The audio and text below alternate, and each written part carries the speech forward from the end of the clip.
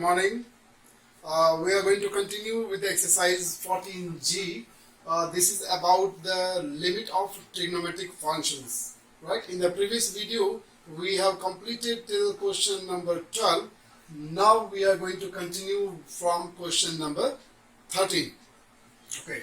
Question number 13 is limit x tending to 0 cos mx minus cos nx divided by x square. So how are we going to do? Once again, as soon as you see the numerator, you will realize that here for the numerator we need to use the compound angle formula, right? So we are going to use the compound angle formula cos C minus cos D. So C is mx and D is nx. So if I have to use cos C minus cos D formula, just for your reminder, I have reflected here the formula is 2 sine C plus D into sine D minus C. This is the only one formula where the order of the second angle gets changed. Okay. So we are going to use the formula for the numerator and then see what we can do.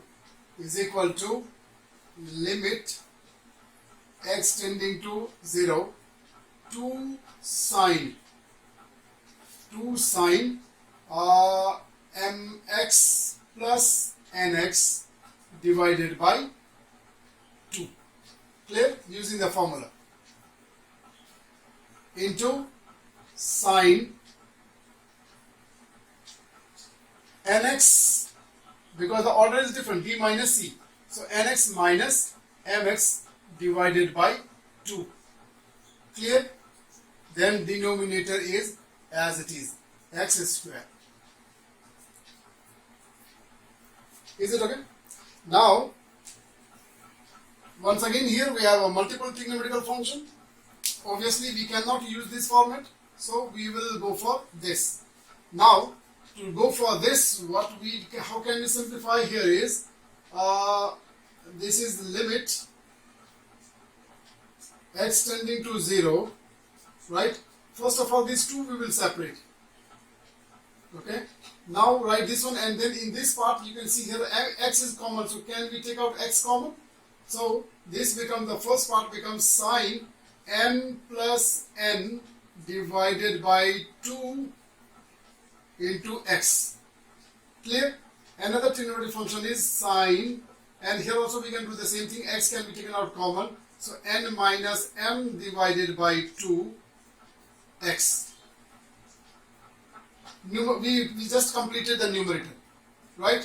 Now because we have multiple function and we want to use this format, because we have the trigonometrical ratio of sine, we want to use this one. Now I am going to write the denominator. So the denominator power is x to the power 2.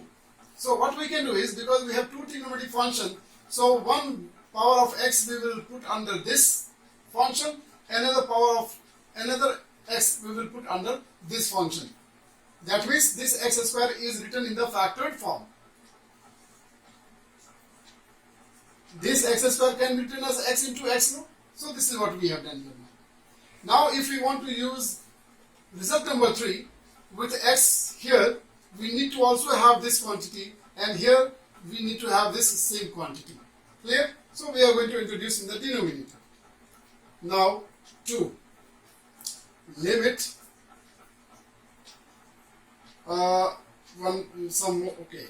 limit x tending to 0. Now I will write sine m plus n divided by 2 x, and then under this we are writing this again as m plus n divided by 2 into x. We are introducing this one, so we are going to write in here also in the front, in the numerator. So 2 into m plus n divided by 2. Clear? Now second part, sine n minus m x divided by 2. Here also we are going to introduce n minus m divided by 2. This is introduced. So the same thing we have to introduce here also, n minus m divided by 2. Clear? So this part becomes, the limit of this part will be equal to 1, the limit of this part also will be equal to 1. So now we are left with this many quantity only. From here also this and 2 cancel. So we are left with now m plus n into n minus m divided by 2. So finally we can see here, this is m plus n and this is n minus n minus m. So because this is in this order, so can we have this also in the same order? Because this is addition, so the order can be changed, right? And by doing so, we are able to make them as the factor of difference of a square, and therefore finally they can be converted into difference of a square. So the answer of this part will become n square minus m square divided by 2. We are moving on to number 15, right?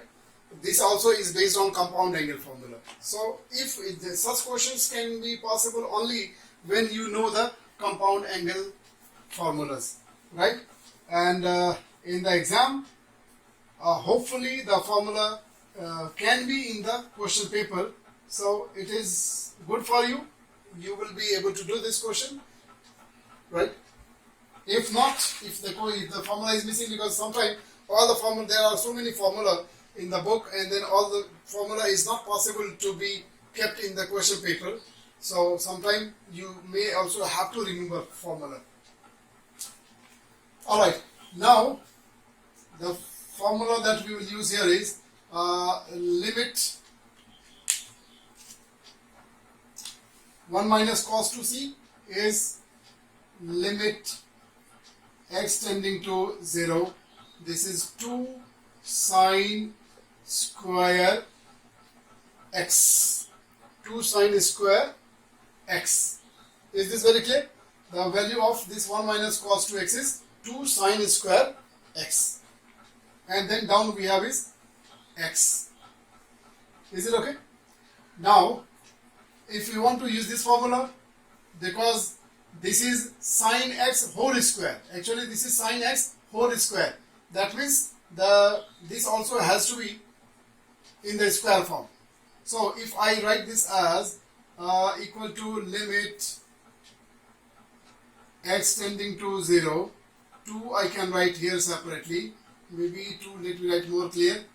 2 if I write here, then this is sine of x whole square. This is whole square and this is only x.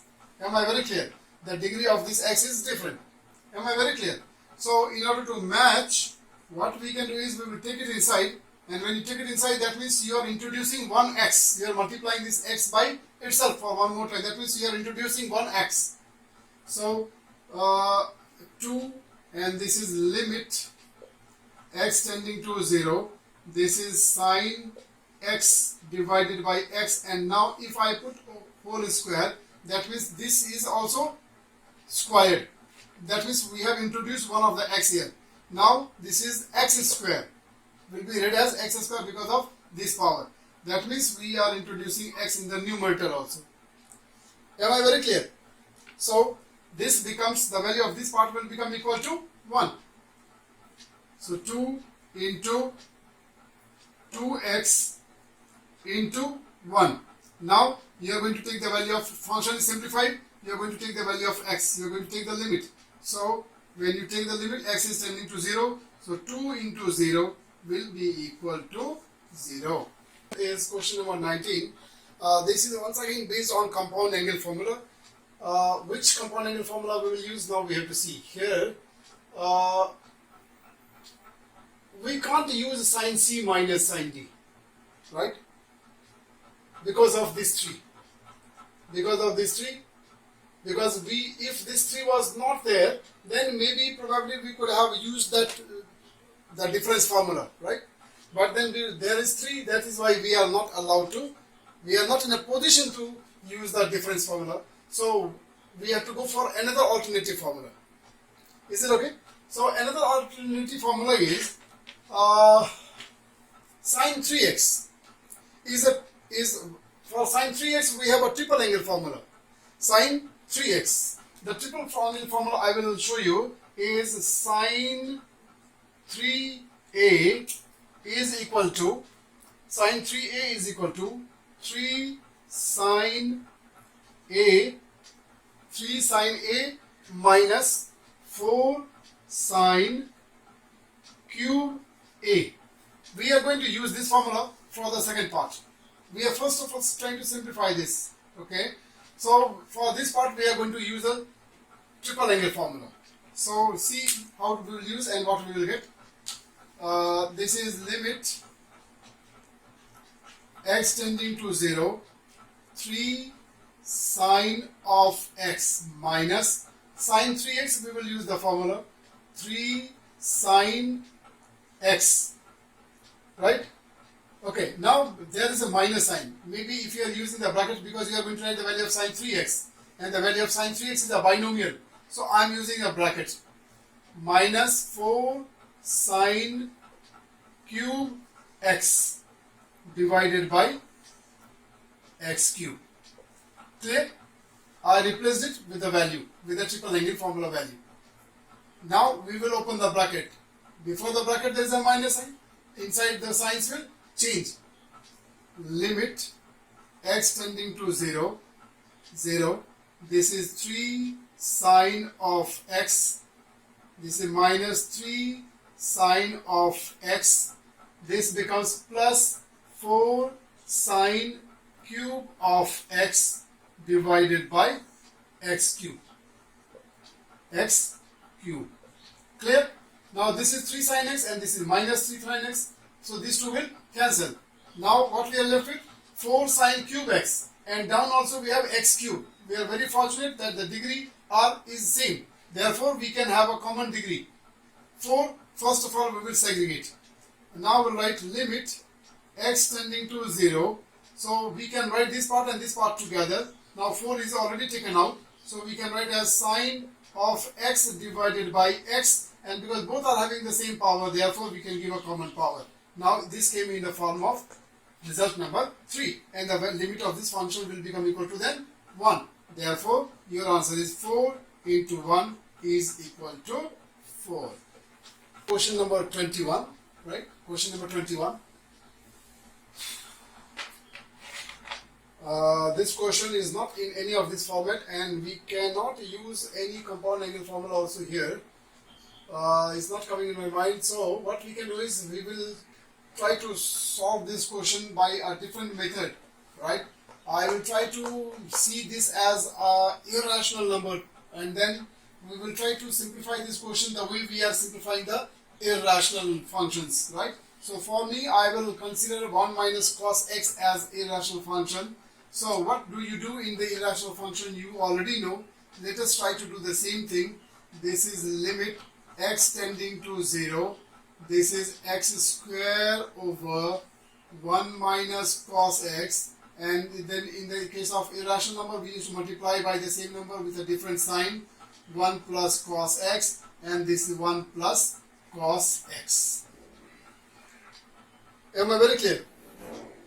So then this becomes as equal to limit x tending to 0. This is x square into 1 plus cos x, right? And then 1 minus cos x into 1 plus cos x. We can write this in the form of difference of a square. This is 1 minus cos square x. And you know 1 minus cos square x is equal to sin square x. This is then limit x is tending to 0, x square into 1 plus cos of x divided by sin square x. Clear? Now x is a number, right? So number I will solve later on. X square. Now this function is already simplified. We are going to find the limit. We are going to take the limit. So we'll take the limit of this. First of all, the numerator. The limit of numerator we will take as limit x tending to 0. First I am going to find the limit of x, limit of the number 1. Then limit x tending to 0, limit of cos x. Clear? Now I am going to find the limit of this one divided by limit of this is, I am not going to use this formula because this is a multiple function. So I will try to write this in the form of result 3. So this is sine x over x I will introduce, and then I will give this as power 2. That means what I have introduced here? I have introduced x, right, in the denominator. So I will multiply this also by x square. This is x square is introduced, so x square. Clear? Okay. Now this x square and this x square is cancelled. Am I clear? So the limit of 1, this is just a number, so it will remain as it is only. Limit of cos when x is tending to 0 is equal to 1 plus 1, and then divided by, the limit of this will be also equal to 1. So your answer is 2 divided by 1 is equal to 2. Am I very clear? So here I will end the session with this question only. Okay. The remaining question I will give you soon after, right after this video. I am going to give you the assignment of exercise 14G. Clear? So thank you so much. Keep watching the video and enjoy learning mathematics. Take care. Stay at home.